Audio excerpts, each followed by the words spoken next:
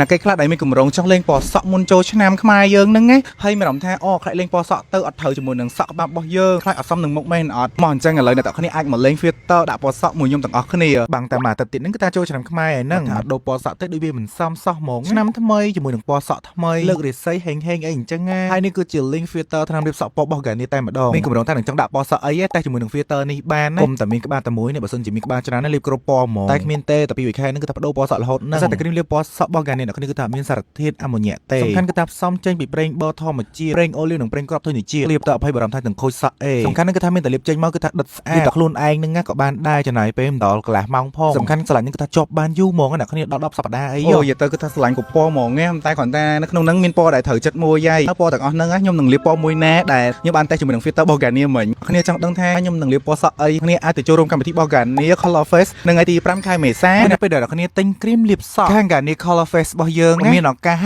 លាបសក់បាន free professional hairdresser យើងផងដែរតែចង់ប្រាប់ថាចូលមានកំណត់តែហើយមិនតែប៉ុណ្ណេះក៏មានការលេង game fun activity ជាច្រើនជារង្វាន់កាដូពី Garnier ផងដែរចឹងអ្នកទាំងគ្នាស្រឡាញ់ពណ៌សក់មួយណាអាចធ្វើការតេស្តលេងជាមួយនឹង link filter របស់ Garnier នេះបានគឺថាដឹងភ្លាមៗហ្មងថាយើងចង់លាបពណ៌សក់អីនៅពេលដែលអ្នកគ្នាទៅដល់ទីតាំង